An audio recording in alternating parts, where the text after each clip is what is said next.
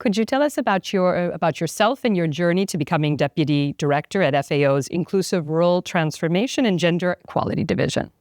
Yes, I'm a political economist by training, and I've always been very interested in issues of development, inequality, poverty. And so I came to FAO through work in other international organizations, but also work in academia as a researcher looking at those areas and work in NGOs and the private sector, actually. I'm really happy to be at FAO because of the amount of attention that we put on poverty and inequality in rural areas. And that's given a lot of interesting opportunities to work with communities on the ground. Why is World Food Day so important?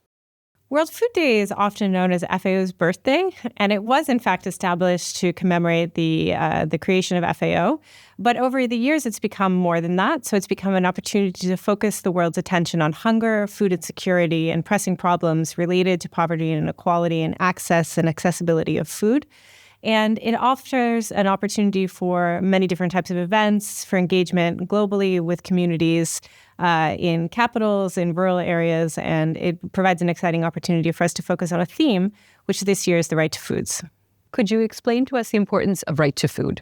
Yes, the right to food is a fundamental human right, and it's a very important cornerstone for ensuring a peaceful and sustainable developed world. It's enshrined in international law, and it means that all states have an obligation to progressively help to realize the right to food.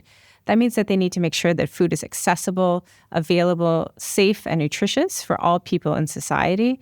That includes through making sure foods are culturally appropriate, but also that people have adequate livelihoods to be able to purchase food, and there's functional markets to make that happen.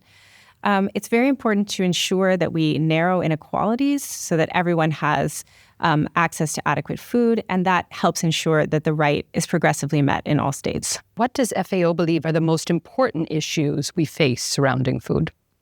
We are facing a major crisis in the world in terms of hunger and food insecurity, and the right to food is not being met everywhere for all people, unfortunately.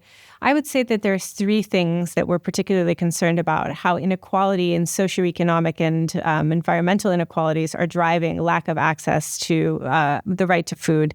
So the first I would focus on is gender inequalities. So women are facing higher levels of food insecurity in all regions globally compared to men. And that's because they have social norms which may discriminate against their access to the assets and resources they need to produce their own food, or to have enough money to buy it in markets, or even to go out and find safe and healthy foods. And so addressing those kinds of constraints are really important, whether they be on the norm side or when they be physical assets and resources.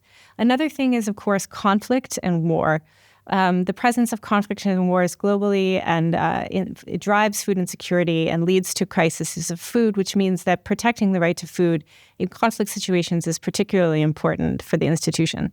And the third thing that I would say is that there is an increasing concentration of market actors that's driving inequality in food access. And so the right to food is also being undermined by food systems which are not genuinely inclusive and allow for transformation for all people to have the progressive right to food. How can people find out more and support FAO's work, and especially in gender? You can find out lots of information by looking at FAO's website, and you can see their campaigns that we're running, whether those are about gender or whether they're about the right to food, and you can see more information about the World Food Day. People can also get involved in their own communities. There's opportunities to organize events, to participate in dialogues on food systems transformation, and all of those opportunities raise the opportunity for people to know more about what drives the lack of access to right to food and the kinds of inequalities that I mentioned.